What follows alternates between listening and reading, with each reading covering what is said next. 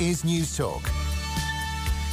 Now, you're very welcome back to the show. So I want you to cast your minds back to May 2018. Mayo against Galway in Castlebar in the Connacht Championship. It was the start of the second half and suddenly Tom Parsons is in agony. And we look at the replay and it's a messy, innocuous coming together. However, his knee has just borne the brunt of the collision and it pushed it in a direction it was not designed to go. Damage was very clearly career-threatening. It was a dislocated knee, 3 ruptured knee ligaments, 1 torn knee ligament, a torn calf and a torn hamstring. Now, Tom spoke to us later the following month, back in the summer of 2018. Here's a brief minder of where he was then. Every injury is different and every injury is unique because it's always a different mechanism or a different force and there's always slight variations. But, like, I suppose professional athletes can come back within 12 months or a little bit after 12 months, 15 months, Right. But that takes, with that, it's, talking to 2 guys I've spoken to. One guy plays with his own masters and just played with Connacht, fantastic guy, and he's given me loads of words of wisdom. I think he was 12 or 13 months. But again, he was different to me, and the other guy is a South African rugby player, John de Villiers, actually. He was up on, I think, 9 months or 10 months. But again, it's very different if you're using artificial ligaments or you're using your own ligaments or donor ligaments, and whether you do it in 1 go or 2 goes. So every injury is unique. So I've been told not to try and benchmark my injury off anybody else's because they are so different. I read you had 1 surgery in Santry already and the plan is to have a 2nd surgery later in the year. Yeah. So I had one last Saturday in Santry, and I suppose going into it I was half hoping maybe we could nail all of it, but as it transpired we were able to do half, and it might be 10 or 12 weeks. We're looking at 3 months, but I can go in and do the rest of it. So that is a frustrating bit because I suppose I'm going to be 3 months now and non-weight bearing and in a brace and in crutches for the most part, and building up that need to go in and do more surgery again. So right. It will be the first 4.5 months will be just frustrating, Yeah. I know then after that, hopefully, if the next surgery goes well, that once I'm back on my feet and I can get back and start doing, walking and real exercises, that, mentally that will be huge. That would be good, Yeah, no doubt. So when you say half, is it just a case that they could only sort out 2 of the 4 ligaments, or is it more complicated than that? Yeah, a little bit more complicated than that. But yeah, essentially that's it. I have 2 deep ligaments, the ACL and the PCL, that you can't do without the inflammation being completely gone. And as well as the work that they've done initially, they need to strengthen up those and get those repaired so that you're not trying to rehab everything. And you can keep some sort of mobility and keep stiffness out of the knees. So I'll certainly just trust the experts, and I definitely have fantastic people on board, fantastic surgeon on board, fantastic medical team, and I'm lucky my wife is a physiotherapist as well, so I'll be taking all her advice and the team's advice on board because, yourself, athletes can be, especially with this injury, you can get caught into trying to do too much, which is detrimental, and you really need to just follow the process and protocols, and that is the advice I'm getting to date. Right, so the rugby players you've talked to and various people you've spoken to maybe gave you that advice. Have they come through it, Tom? Are they back playing in the main? Yeah, they are. Owen is back playing competitively, and the other guy, John, is retired, but he came back to play the World Cup, Yeah. And so that must give you a sense of comfort then, to know that you're not talking to guys who said, well, I couldn't quite get back, but here's my advice, best of luck with it, buddy. Yeah, absolutely. And if I look hard enough, there's a million cases of guys who haven't came back, but all you need is to find yourself 2 or 3 case studies, and myself and I think most athletes and GA people are willing to put in the hard work if there's light at the end of the tunnel. So that doesn't scare me. And it's a bit like the Roger Bannister, like once he has somebody who has ran the 4-minute mile, everybody starts doing it. So I have my case studies. Nobody is saying no at the moment, Joe. and that's the main thing, and just to keep positive and keep the mindset right, and look forward to the journey and look forward to getting back into the Mayo jersey. And I'm happy to report that he is now a case study himself, because 15 months after that injury, he played in an All-Ireland semi-final against Dublin, and he's live on the line. Tom Parsons, evening to you. Good evening. How are you, Joe? Very well. Long time no talk. Yeah, absolutely. It's funny listening to that. It's come on 2 years nearly, it's crazy. It seems so far away, but still so fresh in my mind. Yeah, what was your mind? So that we talked for about 20, 25 minutes that evening, and you got a huge reaction, and the well wishes you received, I think, even when you were turning up at Mayo games on crutches, was quite incredible. But your mindset was very determined at that point. When you look back from this vantage point, you must have been slightly terrified, distraught, and very uncertain. Can you remember how you were feeling around that? Yeah, absolutely. And I suppose initially with these things, you probably don't 100% believe that you will return, but you try and embed that mindset. And the more you embed it and you talk about it and you work toward that, I suppose, and the more targets you meet along the way, I just felt that the closer I got to the goal of coming back and playing, the stronger that belief system was. But there was no doubt about it. In every step of the way, Joe, there was that fear element with some exercises that I was doing. I tell you what, Tom, I'm just going to jump in because the Wi-Fi is just letting us down a touch. We'll take a short ad break and then we'll come back and we'll get you on the phone and do this properly, because we're going to spend 20 minutes chatting. We'll be back in 1 sec with Tom Parsons. Apologies. Off the Ball on News Talk. I'm a 28-year-old, fairly fit guy. I go to the gym, play football, and it was on Thursday that I had to call an ambulance. I've broke my back before. I've had pneumonia before. I've had a collapsed lung. I've had a plethora of things. This is by far and away the worst. It is a cruel, cruel illness.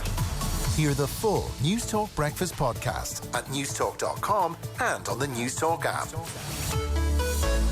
It always feels better to go direct. Sam learned that the hard way when he asked Emily to ask Tom, who knew Alan, who knew Sarah, to ask Emma to the Debs. Sam who?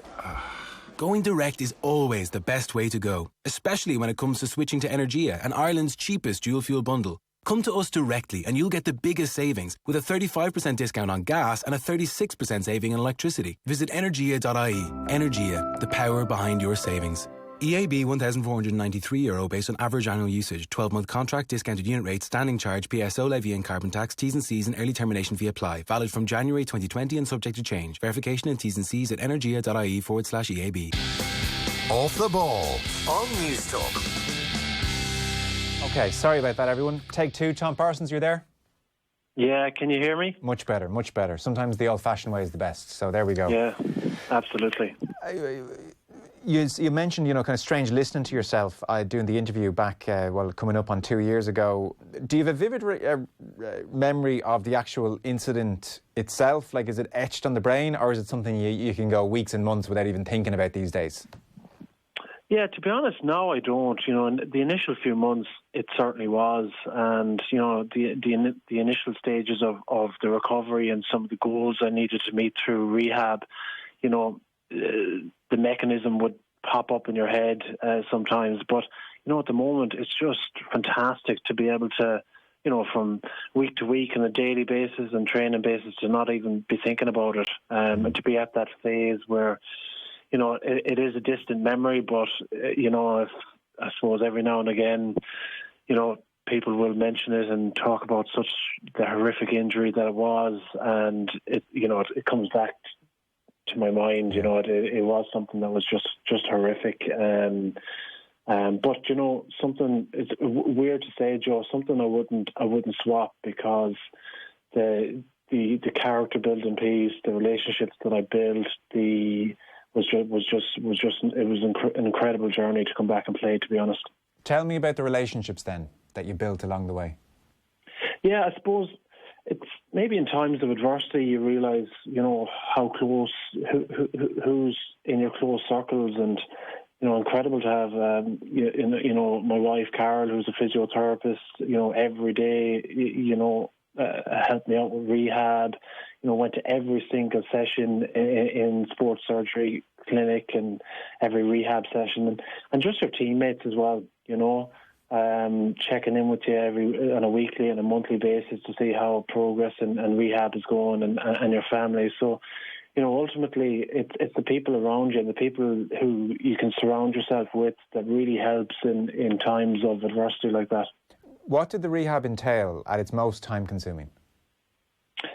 Yeah, it varied. It started, Joe, really basic rehab, walking, resistance bands, leg lifts, and then it progressed to strength exercises in the gym, to walking in the pool, to movement, to then testing out basic plyometrics, to walking, jogging, advanced plyometrics. So there was so many different stages, and what was I suppose great about it was I didn't focus on the end goal of coming back to play. I just broke it up into mini goals.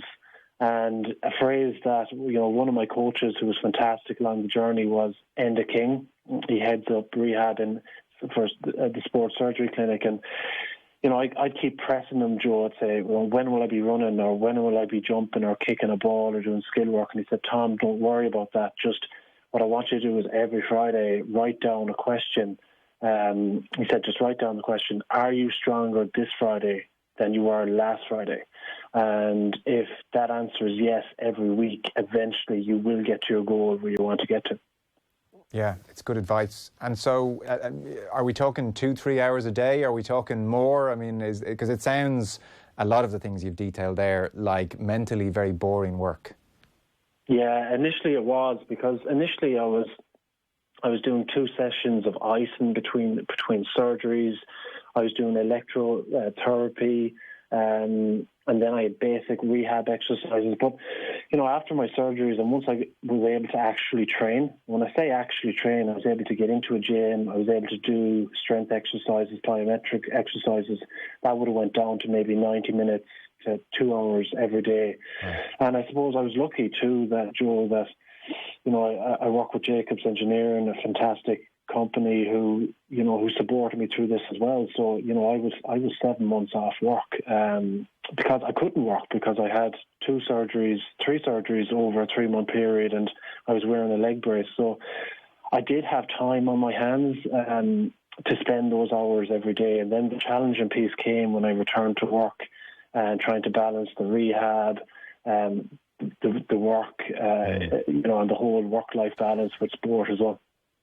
What did you do with all the spare time? I mean, there's a half a parallel with what a lot of people are doing right now. They have suddenly a lot more time than they wanted on their hands around the house. Did you manage to use it productively, or was it Netflix, or was it just, staring into space a lot of the time?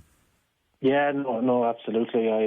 I used it wisely, and in that, I suppose, rehab was the first thing in the diary. But probably very similar to a lot of people are in now. I was isolated for 3 months because I was wearing a leg brace. I couldn't get around the place.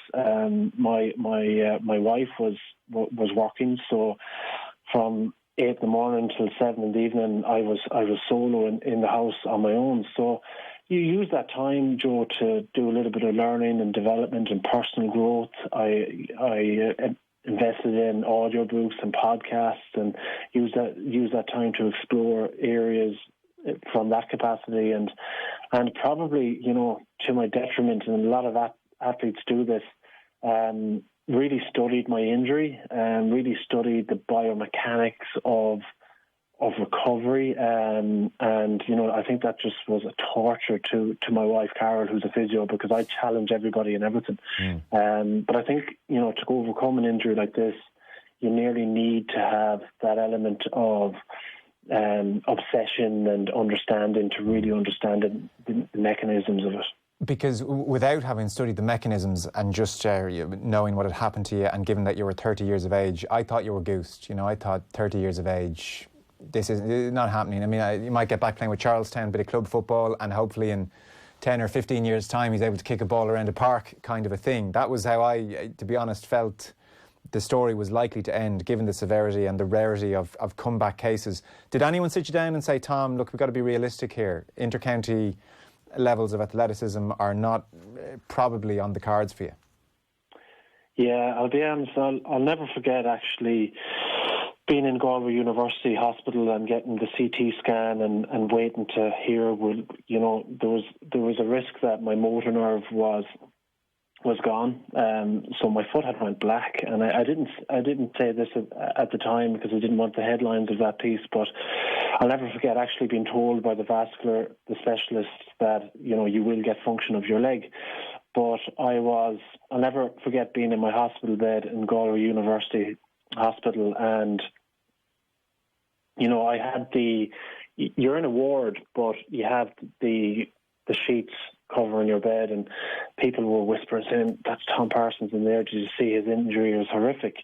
And I could hear people whispering about my injury, and in that then this doctor came in, and he didn't realise, I suppose, how special I was, but he picked up the chart. And I just said, Doc, and I was in pretty good form at the time because I was just told that my motor nerve was intact. I just said, Doc, when will I be able to run again? When will I be able to play? And I wasn't really expecting an answer, Joe, but I'll never forget what he said. He said, he just put the chart down, and he said, my friend, he said, this is a car crash injury. You will never be able to run again. This is your reality. And I was just like, whoa. And I never forgot that. And, but, that was, I suppose, medical opinion, reading the chart. But from day one, when I went into the sports surgery clinic, the surgeon was Ray Moran, fantastic guy. Again, Enda King. Nobody said this is beyond the realms of possibilities, but there's no doubt about it. I think publicly and on a lot of news talks, people definitely said that was the end. I'll never forget that, the medical opinion in the hospital that day, though. His bedside manner could be worked on, but we'll talk about that another time. Why had your leg turned black? Sorry, I didn't fully follow that. Black? Yeah, no, it was just circulation from the injury. So you have a sensory nerve and you have a motor nerve. So the sensory nerve, I think, was sheared, but the motor nerve wasn't. Okay. So there was, at the time, I needed to get a scan to ensure that was all in place. So that was the worrying part on the night. And I tell you what, the sense of gratitude that you get when a specialist comes in and said, you're a lucky man, you'll get full function of your leg. Yes. And were you always determined to get back playing for Mayo? Because I wouldn't think it would be a total rarity for somebody in that position to just want to get back able to function normally and not risk injuring him or herself again. I've had one brush with potentially a life-changing injury. I'm just going to get back and keep myself safe, as opposed to putting yourself back in the fire pit again almost. Yeah, well, I 100% believe that if I didn't have the goal to come back and play with Mayo, I probably wouldn't be walking right or be able to go for a run or a jog or play with my little boy once he grows up. And so, because this injury needed that level of attention, that level of motivation to get back.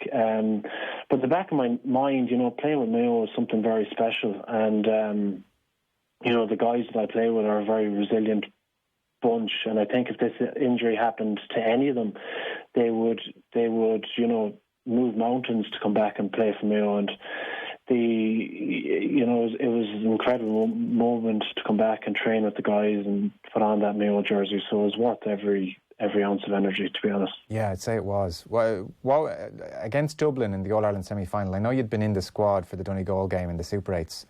And obviously in Croke Park at that stage, Dublin have put in the most ridiculous 12 minutes we're ever likely to see, and they were just kind of untouchable and on fire, and the game was kind of gone. But you came on around the hour mark for Seamie O'Shea, I think, and you must be disappointed clearly for the team and for the county and everything. But to run out of Croke Park again, did you allow yourself that moment of acknowledgement that this is borderline miraculous here, and was there a sense of happiness, or could you not separate it from what was happening to the team?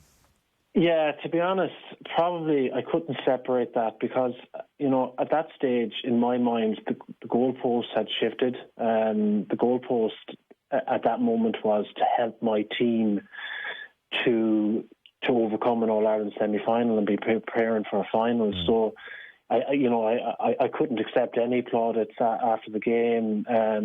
But what was a special moment that I did really digest, and I suppose what was the first training session I had in Mayo. I'll never forget coming back and just training, and at the end of training, Andy Moore, an incredible guy, he just said, I'd like to, guys, can we just acknowledge what Tom Parsons did here? He's came back and he's trained like he did before pre-injury, and the lads just gave me a clap, and that.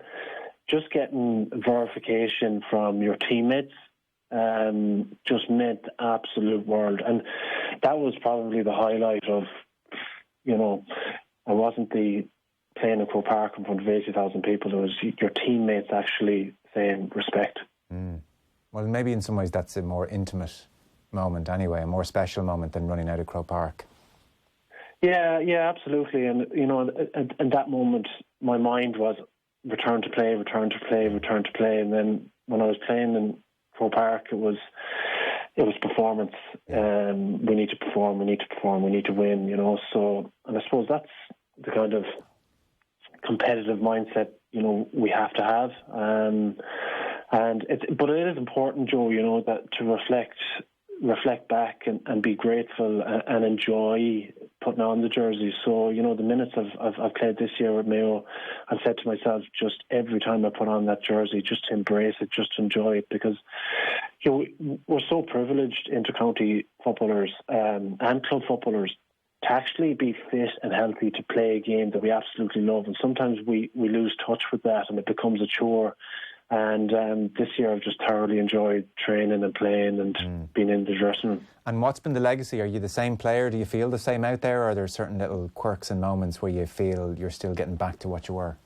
Yeah, physically I'm ticking all the boxes, max speeds, change of direction. So, my challenge now is to come back to peak performance. And, I got my first full game against Galway in the FPD this year and kicked a point and was happy with my game. And then I started against Donegal, I started against Kerry, but like that, I've actually more concern with other aspects of my body, with niggles and with my hamstring and so forth. So I think it comes with the territory of being 32, Joe. Yeah. But I'm actually blown away by just how good my knee feels and how that rehab has paid off. So really just trying to focus on return to performance now. Did I see rightly that John de Villiers sent you a letter? Yeah, he did. A friend of mine, Joe McBrain, reached out to him, I think, on social media, and I think shared the image, and I was blown away by the message that Jane de Villiers sent back to me. It was really, someone like that to take time out of their day to send, a detailed script of his journey. And in doing that, it just made me reflect on, the last 18 months. A lot of people have reached out to me, and, I try to give my own perspective on things from a mental health, mindset perspective, and in how I can help others. So it's been amazing, the messages of support that I've got. Yeah, I can imagine.